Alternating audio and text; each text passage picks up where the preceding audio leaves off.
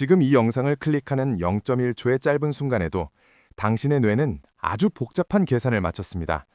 이 영상을 끝까지 볼 것인가? 아니면 더 자극적이고 짧은 영상으로 넘어갈 것인가?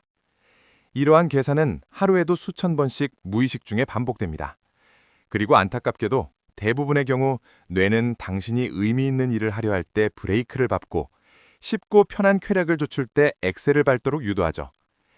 혹시 이런 경험 없으신가요? 퇴근 후 자기 개발을 하겠다며 야심차게 책상에 앉았지만 5분을 넘기지 못하고 스마트폰을 집어든 경험 말입니다. 혹은 잠깐만 봐야지 하고 쇼폼 영상을 켰다가 정신을 차려보니 2시간이 훌쩍 지나버려 허무함을 느꼈던 밤들이요. 그때마다 아마 스스로를 탓했을지도 모릅니다. 나는 왜 이렇게 의지력이 약할까? 나는 왜 시작한 일을 끝내지 못할까? 하고 말이죠. 그런데 사실 이건 당신 잘못이 아닙니다. 이것은 당신의 성격적 결함이 아니라 아주 오래된 생존 본능과 그것을 교묘하게 파고든 현대 기술의 충돌이 빚어낸 필연적인 결과일 뿐입니다. 오늘 우리는 단순히 스마트폰을 줄이고 열심히 살아라는 뻔한 이야기를 하려는 게 아닙니다. 당신의 뇌가 왜 그토록 쉽게 해킹당하는지 그 신경과학적 원리를 아주 깊이 들여다보아야 합니다. 그리고 더 나아가 당신을 게으르게 만들었던 바로 그 뇌의 작동 원리를 역이용하여 힘든 노력을 쾌락처럼 즐기게 만드는 뇌 재설계 방법을 이야기하려 합니다. 규율이 억압이 아니라 즐거움이 되는 과정, 그 과학적인 원리를 지금부터 시작합니다. 많은 분들이 도파민을 단순히 쾌락의 물질로 알고 있습니다. 맛있는 것을 먹거나 게임을 할 때 나오는 기분 좋은 호르몬 정도로 말이죠. 하지만 뇌과학적 관점에서 도파민의 정확한 역할은 조금 다릅니다. 엄밀히 말해 도파민은 만족감이 아니라 기대감을 만드는 물질입니다. 무언가를 얻었을 때가 아니라 얻을 것이라 예상될 때 분비되어 우리를 움직이게 만드는 연료죠. 뇌과학자들은 이를 보상 예측 오류라는 개념으로 설명하기도 합니다. 쉽게 말해 뇌는 예측할 수 없는 보상을 기대할 때 가장 흥분한다는 뜻입니다. 문제는 현대의 기술, 특히 스마트폰 속의 앱들이 이 메커니즘을 너무나 잘 알고 있다는 점입니다. 우리가 쇼폼 영상을 볼 때를 떠올려 보세요. 손가락으로 화면을 넘길 때마다 다음에 어떤 영상이 나올지 우리는 전혀 알 수 없습니다. 재미있는 고양이 영상일 수도 충격적인 뉴스일 수도 있죠. 이 불확실성이 바로 뇌를 미치게 만드는 핵심입니다. 뇌는 마치 슬롯머신을 당기는 도박꾼처럼 다음엔 더 재미있는 게 나올 거야 라는 기대감에 사로잡혀 도파민을 끊임없이 쏟아냅니다. 이 과정에서 스마트폰은 마치 가상 피하 주사처럼 작동합니다. 땀 흘리는 노력 없이도 그저 손가락 하나 까딱하는 것만으로 뇌에 강력한 도파민을 직접 주입하는 셈이죠. 자연 상태에서는 절대 경험할 수 없는 이 과도한 자극에 반복적으로 노출되면 우리 뇌는 결국 비상사태를 선포합니다. 그리고 생존을 위해 극단적인 조치를 취하기 시작합니다. 우리 뇌에는 항상성이라는 절대적인 원칙이 있습니다. 언제나 일정한 균형 상태를 유지하려는 성질이죠. 그런데 외부에서 감당하기 힘든 수준의 도파민 자극이 계속 들어오면 뇌는 스스로를 보호하기 위해 결단을 내립니다. 바로 도파민을 받아들이는 수용체의 수를 줄여버리는 것입니다. 마치 너무 시끄러운 소음이 들리면 귀를 막아버리는 것과 같습니다. 이를 뇌과학에서는 하향 조절 혹은 내성이 생겼다고 표현합니다. 내성이 생긴 뇌는 이제 평범한 자극에는 반응하지 않습니다. 예전에는 즐거웠던 독서, 산책, 친구와의 대화가 턱없이 지루하고 밋밋하게 느껴집니다. 도파민 수용체가 줄어들어 웬만한 자극으로는 흥미를 느낄 수 없게 된 것입니다. 당신이 일상의 무기력을 느끼는 진짜 이유는 일상이 지루해서가 아니라 당신의 뇌가 강한 자극에만 반응하도록 변해버렸기 때문입니다. 더 심각한 것은 대립과정 이론이라 불리는 뇌의 반작용입니다. 뇌는 쾌락이라는 감정이 지나가면 균형을 맞추기 위해 반드시 그 반대인 고통의 감정을 불러옵니다. 높은 산이 있으면 깊은 골짜기가 있는 법이죠. 약물이나 도파민 과잉 자극이 멈추는 순간 뇌는 즉각적으로 불쾌감, 불안, 초조함이라는 고지서를 내밀게 됩니다. 이것이 우리가 흔히 말하는 금단 현상입니다. 스마트폰을 내려놓자마자 이유 없이 불안하거나 멍하니 다시 화면을 켜게 되는 건 당신의 의지가 약해서가 아닙니다. 그저 그 불쾌한 감정을 피하려는 뇌의 본능적인 회피 반응일 뿐입니다. 하지만 절망할 필요는 없습니다. 뇌가 변해서 무기력해진 것이라면 반대로 뇌를 다시 변화시켜 활력을 되찾을 수도 있다는 뜻이니까요. 뇌는 죽을 때까지 변할 수 있는 성질, 즉 가소성을 가지고 있습니다. 그렇다면 어떻게 해야 이 고장난 뇌의 감도를 되돌릴 수 있을까요? 흔히 도파민 디톡스라고 하면 도파민 자체를 없애는 것이라 오해하기 쉽습니다. 하지만 정확한 목표는 도파민 제거가 아니라 둔감해진 수용체의 감도를 초기화하는 것입니다.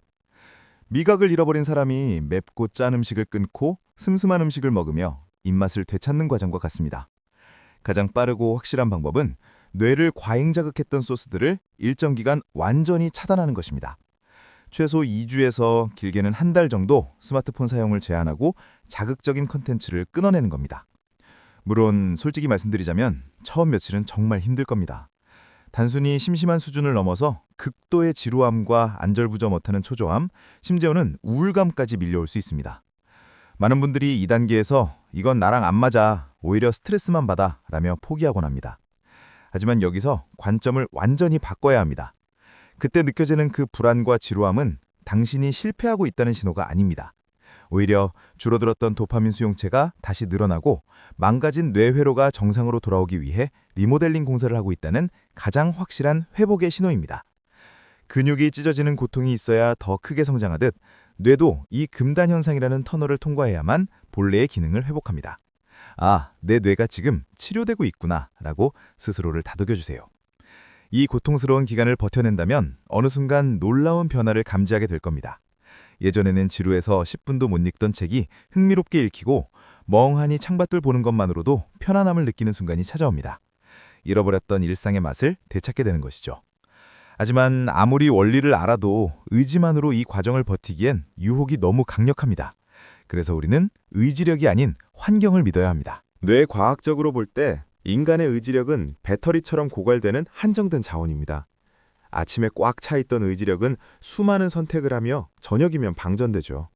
그러니 당신의 소중한 의지력을 유혹과 싸우는 데 낭비하지 마세요. 대신 싸울 필요가 없는 환경을 만드세요. 첫째, 물리적 거리두기입니다. 눈에서 멀어지면 마음에서도 멀어진다는 말은 뇌과학적으로도 진실입니다. 일할 때나 휴식할 때 스마트폰을 아예 다른 방에 두거나 눈에 보이지 않는 서랍 깊숙이 넣어주세요. 시야에서 사라지는 것만으로도 뇌가 유혹을 참는 데 쓰는 에너지가 획기적으로 줄어듭니다. 둘째, 15분의 법칙을 기억하세요. 충동은 끊임없이 지속되는 것이 아니라 파도처럼 밀려왔다가 사라지는 성질이 있습니다. 연구에 따르면 그 충동이 가장 강력한 시간은 대략 15분 내외라고 합니다. 무언가 하고 싶은 강렬한 충동이 들 때 딱 15분만 참아보자 라고 생각하세요. 그동안 물을 마시거나 가볍게 스트레칭을 하며 주의를 돌려보세요. 그 짧은 고비만 넘기면 거짓말처럼 뇌는 다시 평온을 찾습니다. 셋째, 빈자리를 건강한 도파민으로 채워야 합니다. 나쁜 것을 뺀 자리에 아무것도 채우지 않으면 뇌는 공허함을 견디지 못하고 다시 과거의 자극을 찾게 됩니다. 여기서 중요한 것은 아주 작은 목표와 즉각적인 보상입니다. 거창한 목표는 오히려 독이 됩니다. 대신 책 2페이지 읽기, 동네 한 바퀴 걷기, 양치질하기처럼 실패하기 힘들 정도로 사소한 목표를 세우세요. 그리고 그것을 해냈을 때 스스로를 칭찬해주세요. 잘했어, 해냈네 라고 소리내어 말하는 것도 좋습니다. 이 작은 성취감은 뇌의 보상 회로를 건강하게 자극하여 또 다른 성취를 원하게 만듭니다. 이것이 바로 성공의 뇌를 만드는 기초 공사입니다. 마지막으로 우리는 쾌락과 만족을 명확히 구분해야 합니다. 쾌락은 외부 자극에 의해 발생하며 즉각적이고 짧게 끝나지만 늘 더 큰 자극을 원하게 만듭니다. 반면 만족은 내부의 성취에서 오며 얻기까지 시간이 걸리지만 길게 지속되고 부작용이 없습니다.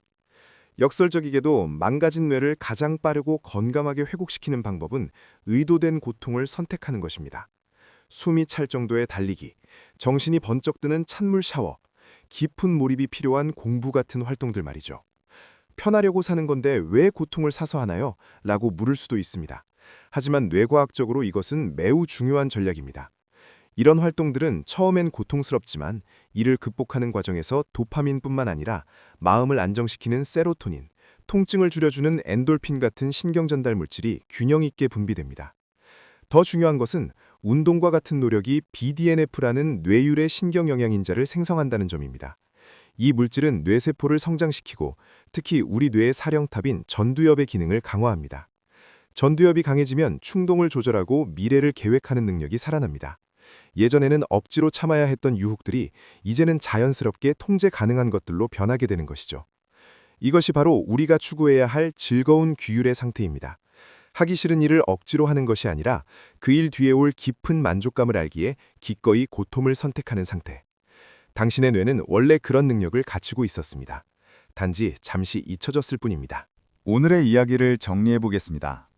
첫째, 당신이 느끼는 무기력함은 의지력 부족이 아니라 현대 기술에 의한 도파민 과잉과 뇌의 내성 때문입니다. 당신의 뇌는 지금 너무 지쳐서 귀를 막고 있는 상태입니다.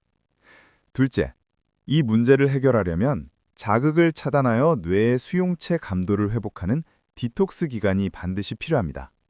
셋째, 이 과정에서 오는 불안감은 실패가 아닌 회복의 신호이며 의지력이 아닌 환경 설계와 작은 성취를 통해 극복할 수 있습니다. 넷째, 의도된 불편함과 노력을 선택함으로써 우리는 쾌락보다 더 깊은 차원의 만족을 얻는 뇌로 변화할 수 있습니다. 지금까지 당신의 뇌는 그저 생존을 위해 가장 효율적이라고 판단된 길을 선택해 왔을 뿐입니다. 그러니 지난 시간을 너무 자책하지 않으셨으면 좋겠습니다. 당신은 고장난 것이 아니라 잠시 잘못된 연료를 주입받았을 뿐이니까요. 이제 연료를 바꿀 시간입니다. 거창한 계획은 필요 없습니다. 오늘 하루 스마트폰을 잠시 내려놓고 하늘을 한번 올려다보거나 짧은 산책을 해보는 건 어떨까요?